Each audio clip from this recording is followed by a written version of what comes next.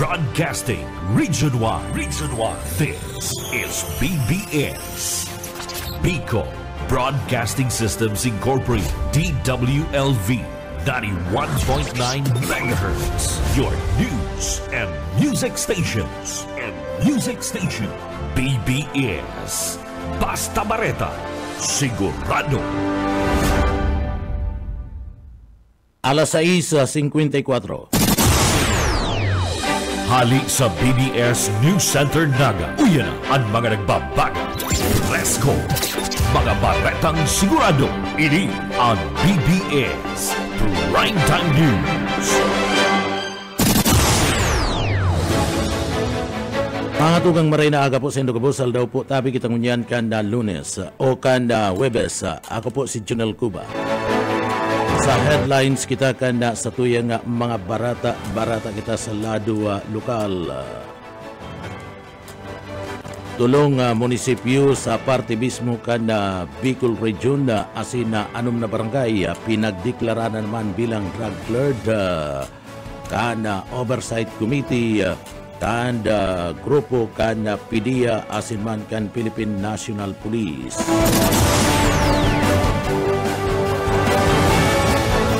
Department of Health Bicol pinag-turnover na ang sarong land ambulance unit sa Bicol Regional General Hospital. Sa satuya pa nga pamayukan na mga barata sa lado lokal, nagkapira nga mga NGOs asin individual kabali naman na ang grupo kan mga local government units pigta wanin onra kanda opisina kan Department of Environment and Natural Resources o DENR. Sa pamayupa kan mga barata sa lado lokal, inisyatibo nga pagsagibo kan BPATS Skill Enhancement Training Workshop asin Barangay Blatter Report ginibo kan Second Mobile Force Company kan PNP Provincial Office kan Camarines Sur.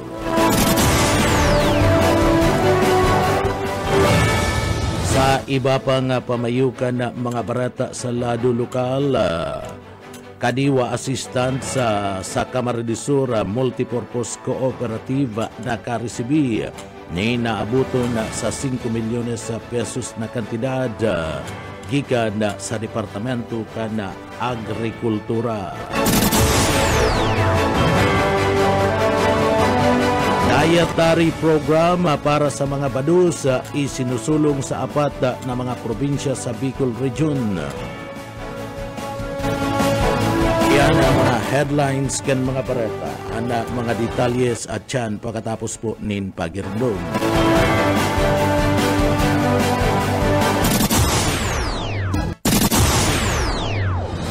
Mga tugang liwat, maray na aga po sa Indogabos. Ako po si Junel Cuba. Sa detalyes kita kan sa tuyang mga barata sa lado lokal, labi-labing katakutan na ana nagbungang unya na asin na truma na namatian kan sarong misis duman sa tupas sa Naboa Camarines Sur matapos na tamaan ng kikilata ang keble kan sa indang wifi asin na diretso ana nasabi ng kuryente kaniya sa parte mismo kana sa indang residensya sa pahayag ni Disa Cariño Gornal. Mati niya anda pag agi ka na kuryente sa indang hawaka mayo subot siya ni na sulot na chinilas kana sudma asin na digdiya eksakto na pinagbukasan kani anda refrigerator ninulita makuasan na siya ninda tubig o pagkakana. Sinabi kaniya na ninhuli ka na namatian na kikilat asin na pag-agi kan kuryente sa indang lawas entero sindamu niya na nagkaigwanin na trauma na kung sa ina epekto ka na sambit na nga pangyayari sa kikilat na nakalaog sa indang residensya. Kaibanan sa nagkaigwanin na trauma iyo ana sa iyang ama tugang asin an sa iyang pamangkin and advice ka na sambit ng misis kung subuot nagdadaguldol asin nagkikikilata aliun ng gabus ng mga appliances o gamit na nakasaksaka asin permi magsulot nin chinilas. Sa iba pa nga detalyes kan mga barata sa lado lokal, nag-atender si Police Brigadier General Andrew Perez Perez Dizon kanda gidibong 2nd Quarter Regional Joint Peace and Security Coordinating Center meeting na kung saan nag-preside si Major General Adonis R. Bahaw, ang commander kan 9 Infantry Division kan Philippine Army as in the Joint Task Force Bicolandia. Mantang digdi ang pinagtauanin na doon iyo ang mapadapit man sa pasi orden asin seguridad kana mga namamanuaan digdi sa laog kana Bicol Region ginibo ana sambit na nga komperensya kasudma dumanda sa parte kana Camp Simeon Ola sa siyudad kana Legazpi. Mas papakusugon niyan kana Philippine Army asin man kan Philippine National Police an sa indang koordinasyon pati naman kana iba pa nga mga line agencies kana gobyerno tanganing digdi mailatag ang seguridad sa mga namamanuaan, partikular na ang kampanya laban man sa kriminalidad asin man sa lado kan insurhensya. Sa iba pang detalyes kana mga barata sa lado lokal, pilot testing kana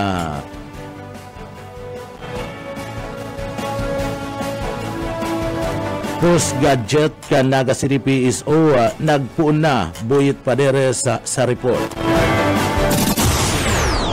Nagpuon na ang pilot testing kan POS o Point of Sale Gadgets kan Naga City Public Safety Office bilang Interconnectivity Projects kan Land Transportation Office laban sa mga nagbabalga sa batas trapiko sa syudad.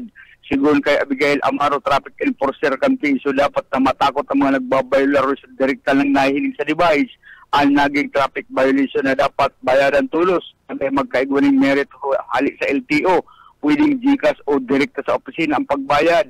Kung nag-abot na sa tulong merit, utrong mapapasairarom sa seminar ang violator na pwedeng makaapekto sa labakan validity kan lisensya. Mientras tanto, sinabi man ni Executive Director Rene Gubacan Piso na anong na 65 kabos ang nasambit ng gadget asin sa masunod na semana ang full implementation kaini para sa BBS News Boyet Padere. BBS Basta Bareta sigurado. Sa iba pang detalyes kan mga barata sa lado lokal, tulong munisipyo asin anum na barangay deklaradong drug lord kanda grupo kan ROC-BDCP sa Regional Oversight Committee for Barangay Drug Clearing Program na pinaggibo sa gidibong monthly deliberation assessment asin declaration meeting kanda sudma digdi pinagapanginutan mismo kanda grupo kanda PDEA asin man kan Philippine National Police sa sarong Zoom online na platform. Anasambit ng meeting mismong pinagpreside ni Director 3 Edgar T. Jobay, Regional Director kaibanan digdi ang Director 2 Aida G.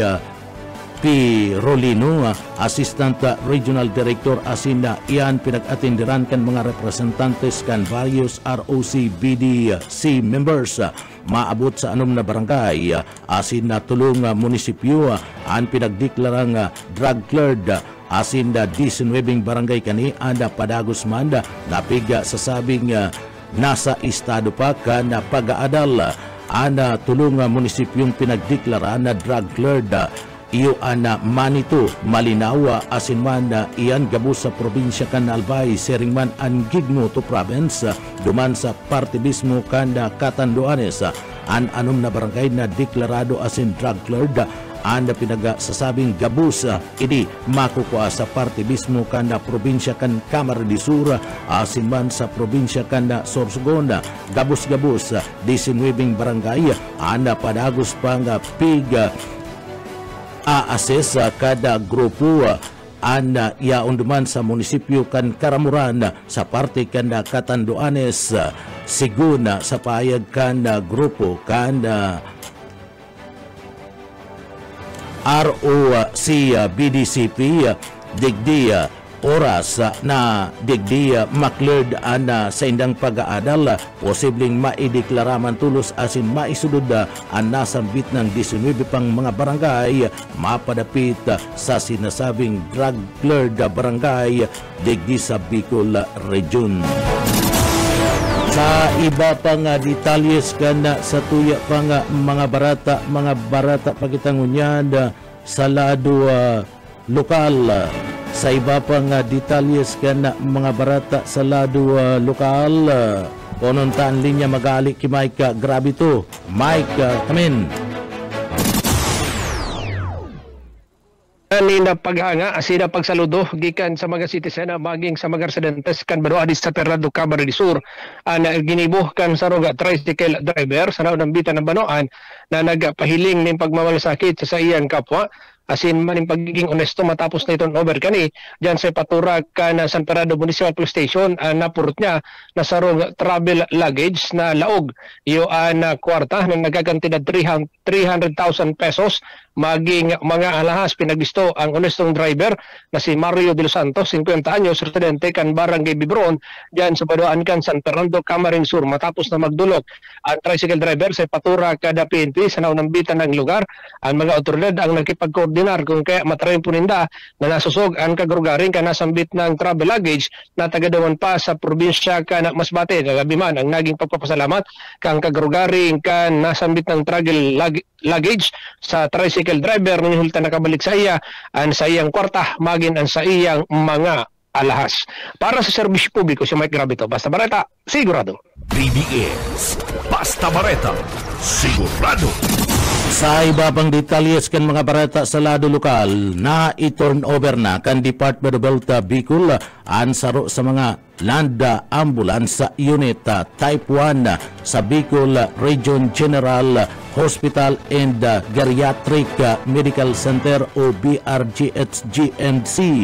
Pinanginutan ni DOH Regional Director Dr. Rodolfo Antonio M. Albornoz and ceremonial turnover kasabay ang representante ka na Strategic Management for Health Development Division sa pamamayo ni Dr. Angela Maria B. Rimpilio.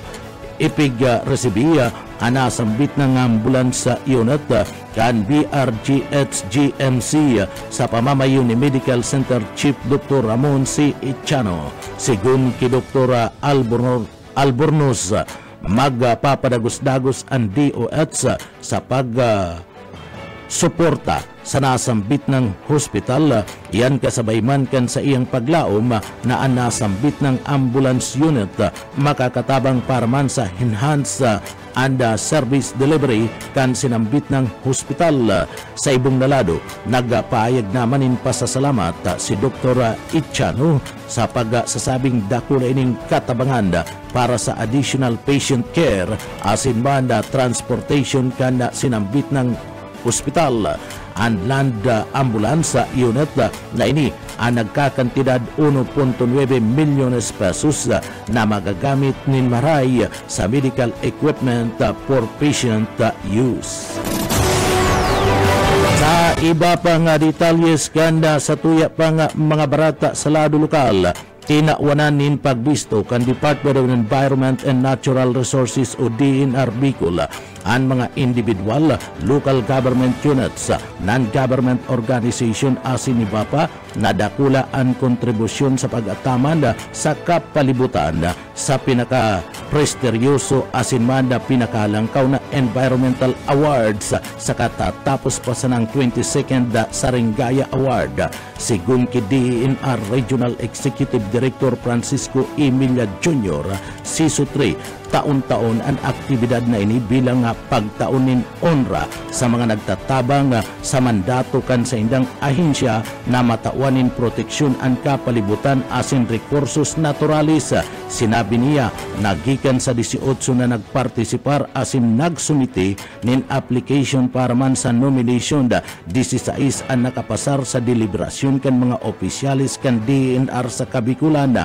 Nako akan sarong tour guide na si Clark and Bungkaras kan probinsya kan Masbate ang inot na pwesto para sa individual category. Matapos na makapagduhol nin 152 na bangka sa mga parasira sa saindang komunidad asin nakapagtanom nin aabuton sa 20,000 na puon kan nyug asin 80,000 nin sidling kan na mangrove para sa ibang mga kategorya. Nako akan Catanduanes State University ang inot na pwesto sa academia category matapos man na may heras ana pagtao nin pagpreserbar kan yaman sa kapalibutan. Nako aman kan Socio-Pastoral Action Center Foundation kan Dait Incorporated and People's Organization category asin Energy Development Corporation man sa industry category. Pig award man ang plaki asin na recognition sa LGU Sorsogon matapos na makuha ang kampyonato sa LGU category. Mientras tanto, pigbisto ang LGU Legazpi asin LGU sa Banwaan kan Libmanan Camarines Sur bilang finalist sa nasambit ng kategorya mantang special citation man sa Basod Elementary School. Sa iba pang detalyes kan mga barata sa lado lokal,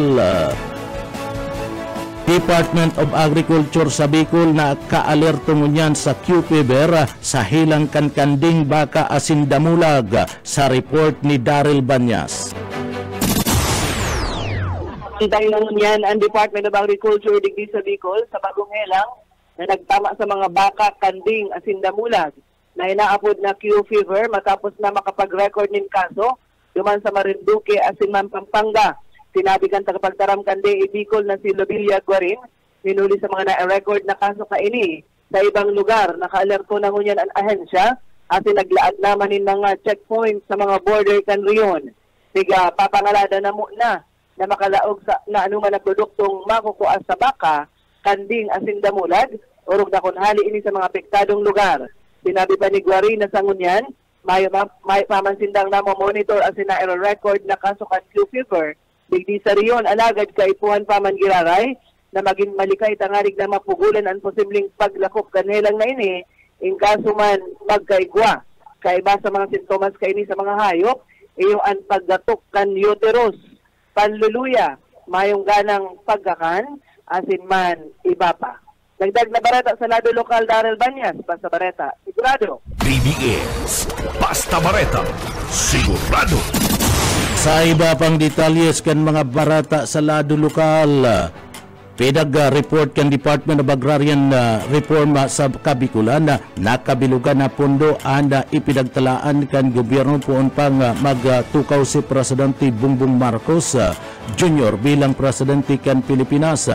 Ini uminabot na sa sinasabing 2,253,154 asin anda pundo ginamit kan dara sa pagpapasulod kan mga programa asin na proyekto para manda sa 32 ki agrarian reform beneficiary sa intirong nga Kabikulanda basado ki Reuben Chudore Isindak Siso 6 Regional Director Kandar Bicol igwaning tulong division ana sa indang ahensya kung sain nagtagamanin man lain-lain ng mga proyekto asin programa kinakabalian ini kan Land Tenure Improvement Division LTID Program, Beneficiaries Development Division PBDD asin and Legal Division.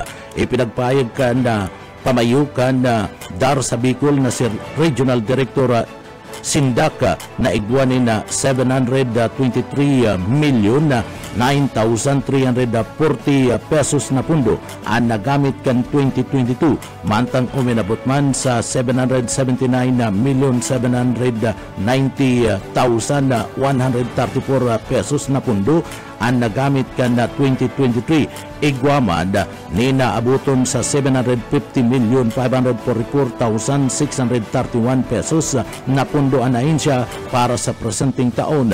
Sa datos kan Department of Agriculture o Department of Agrarian Reform Bicol, nasa 713 na mga farm machineries asin equipments na nagkakantidad 66 milyones pesos ang naitaukan na sa indang ahensya sa mga ERBs digdi sa Kapikulan.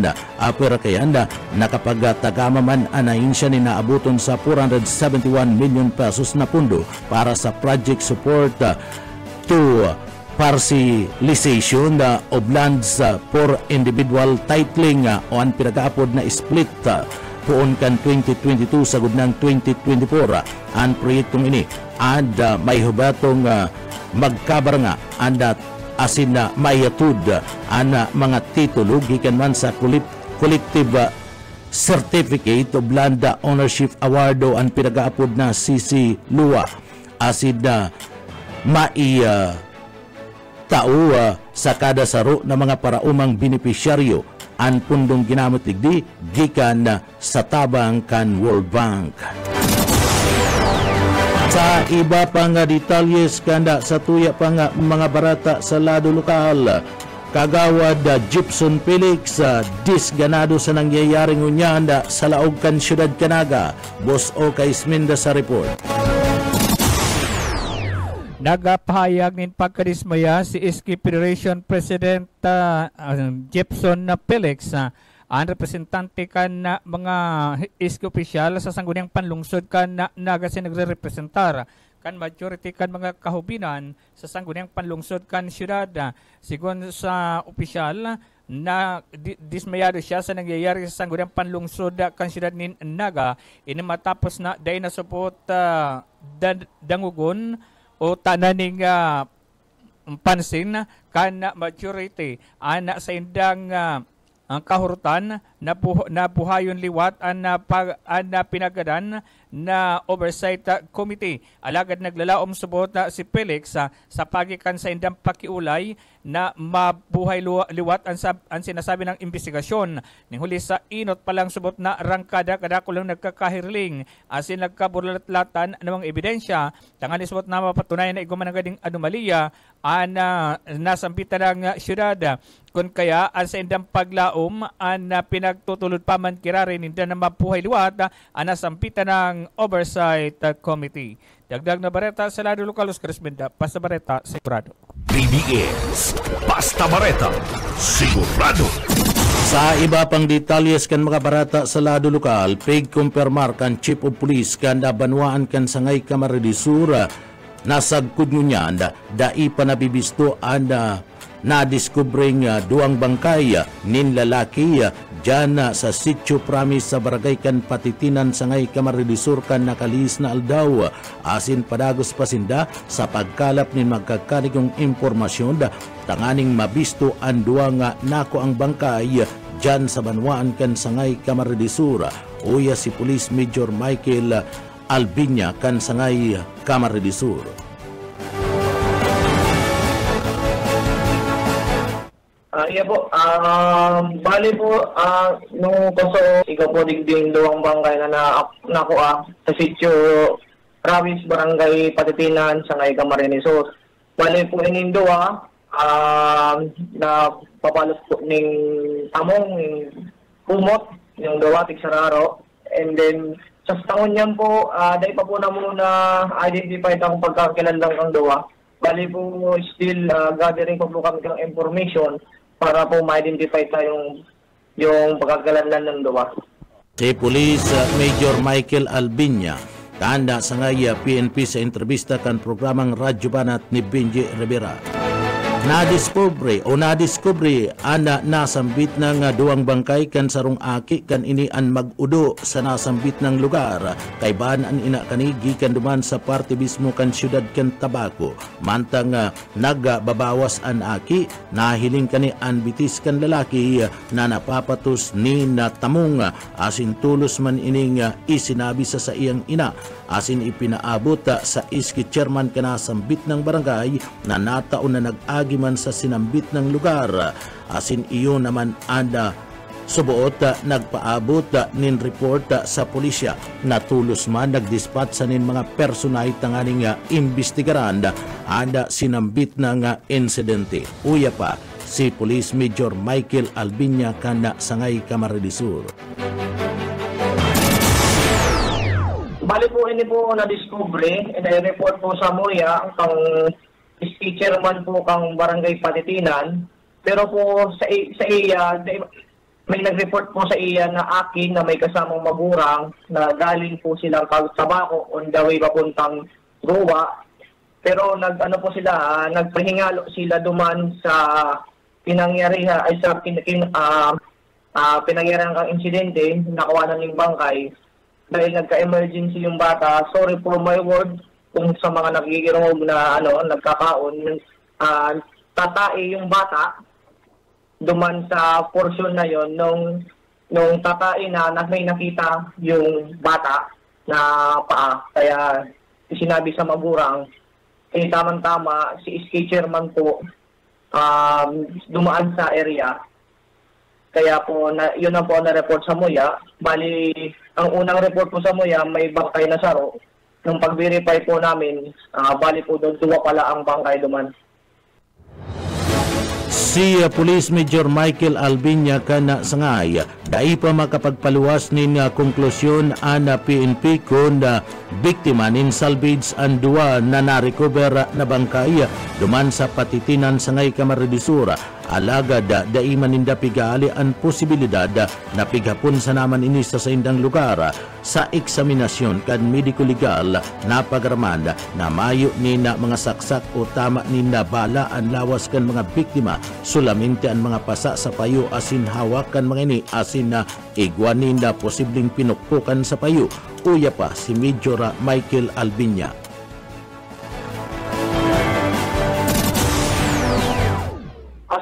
Yan po, di po kami hindi pa kami magkukunggulot kung may salvage victim po talaga. Magkakanta po kami ng malalimang investigation po digdi. And then, di man po na mo yan, inawara ang possible na ganyan na itinapon lang po digdi sa Bayang Sangay. Kasi po sa assessment po kang medico-legal po muna, may initial na po siya, pina-autopsy po na po ng munduang bangkay. Bali po sa initial po na findings ng medico-legal officer po ng PNP. Bali po sa hawak po nila, mayo po silang mga gunshot wound and then stab wounds. Bali po, igwa lang po silang mga pasa sa may lailaan na lugar, particularmente sa parte kang ulo. May mga pasa po sila, mayroong mga nakaagi ng pasa, hindi mga bagong pasa. And then, ang sabi po kang findings po kang legal officer po kang PNP, yung mga pasa na po yung sa ulo, hindi talaga po yun magkakausa ng pagkagadan niya. Kaya, magkakaroon pa po ng toxicologist para po maaraman kung may pinainom po sa kanyang bulong na ito ang magkausa sa kanyang pagkagadan. Bali po sa ngunyan, naghahanap pa po kami ng final autopsy report kang medical legal officer para po yun ang po namin para sa investigasyon. Mientras tanto, ang bangkay kan mga biktima kan na madiskubre mayo na nin saplot o gubing sa indang mga hawak, mayo naman nin brief, asin an mga ini napapatos sa naman nin tamong. Uya pa si Major Michael Albinya kan sangay PNP. Bali po ini po, nung madiskubre, nakabalot lang po siya ng kumot, mayo po siyang mga damit, mayo po mga shorts, mayo po brief. Kumot lang po talaga ang nakabalot po sa inda. Mayo po kitang mga na-discovering kung ano-ano pa mga bagay sa indang nakasuot. Maliban lang doon sa sila po ay nakabalot lang ng kumot. Bali po ang unang biktima nagre-range po siya ng mid-40s to 50s. And ang height po niya ay 6 flat to 6'2". And then, nagtitimbang po siya ng mga more or less 95 kilograms. And then, mayo po siyang marka. Yung pangalawang bangkay po na nakuha, ang height po niya estimated na 5'8 to 5'9". Ang weight po niya more or less 80 kilograms. Ang age niya, tinatansya po natin ng mga late 30s to mid 40s. And then, mayroon identifying marks po sa kanya yung multiple brown spots sa left shoulder. Artiyan kan mga pahayag ni Police Major Michael Albiña kana sangaya PNP sa entrevista kan programang Radyo Banat ni Benji Rivera. Ana halinang dai pagkakairintindihan o personal na iriwal ang naging rason kung taano ta pinagsaksakan na suspek ang sayang bayaw na nagresulta kan na kagananan kan na biktima na si Robert Baladja kan Orban na Quebraca, Naga City. Ang suspek na bayaw kan na biktima ang nagdulag alagad na dakop duman sa Umbaw Pulpog sa Banwaan kan Bula Cabarridisur kan follow-up team kan PNP Naga. Uya si Lieutenant Colonel Chester Pumar kan PCR Naga. Yes sir, bali po subanggi mga bandang alas 9 ni pagkabanggi. Nangyari po ining pananaksak sa tuyang biktima na si Robert Baladja. So ini po ay bayaw man sana ang suspect po. Then taga Barangay del Rosario. Ang suspect po taga Barangay del Rosario, Naga City. So ang biktima po yung taga Orban Quebraca. Yes sir. Accordingly po may mga previous misunderstanding na. So ang magayon po may naka-witness po which is yung tugang man sana po kang biktima. Then tama po kamo dahil pinunduhan ini kang mga operatiba natin and nakuha po nga ini sa Barangay Umbaw Pulpog Bula, pero harayo na ini ay pero pa po ini naabot. So yun po pinaprocess na po ang mga dokumento para sa information na ipapile po sa piskalya for inquest proceeding. So ang biktima po dineclared pong gadan kang attending physician na si Dr. Mary Christine de la Torre. Si Lieutenant Colonel Chester Pumar pamayukan PCR sa Laog Kanaga sa entrevista kan programang Radyo Banat ni Benji Rivera. Sarong anti-drug bypass operation ang ginibukan Philippine National Police sa Laog Kanaga dyan sa barangay kan Lerma, Naga City nagresulta kan pagkakadakop kan duwang suspek na si alias 1/4 asin nako ananin tulong plastic sachet na may laog nin shabu asin man sarong plastic sachet na igwaman nin laog nin marijuana mantang an kaibahan kani na pedaga bisto nga si alias Maki nako anan manin duwang plastic sachet nin shabu asin sarong plastic sachet na may laog manin na marijuana sa gilibong drug bypass operation kan mga miyembros kan na PNP. Uya ang parte kan pahayag ni Police Colonel Chester Pumar. Hello sir. Sige po. Go ahead po, Colonel. So, bali bandang mga alas 11:30 din po, kasubanggi Manggiraray, sa Zone 1 Barangay Lerma, iba pong kinandak na bypass operation ang Station 5 po sa panginunat ni Major Romobio. So, nadakot may nadakot po itang suspect na duwa and ang primero pong suspect na si alias 1/4 po. Nakuanan po ng apat na sachet. Oh. Pero ang sarap po duman sa sachet na sa apat ay marijuana po ang laog. Yes sir. Ito man po ang kaibanan niya na alias Maki, nakuanan man po yun tulong sachet po ni pinagbabawal na droga, no? And ang saro man pong sachet duman sa tulo ay marijuana din. Kaya nang may marijuana. And ngunit po, inaasikaso man po ang mga dokumento para sa pagsampa ang information sa prosecutor. Si Police Lieutenant Colonel Chester Pumar ang pamayukan da PCR sa Naga sa entrevista kan programang Radyo Banat ni Benji Rivera. Mga tugang yan ang katiripunan kan mga barata. Sa pangarangkan sa tuyong mga naging kaibanan sa pagpaabot nin mga barata, yaon dyan sa Engineering Department, kaibanan ta dyan si Sir Stephen Pabis asin Chief Engineer Ariel Camarote. Ako po si Junel Cuba, mabalus po. Kansaydo pong pagantabay, salamat po. Mapasatuya pulugod, an biyaya asin, an bendisyon kan mahal na Diyos. Basta bareta, sigurado. PBS Basta Bareta, sigurado.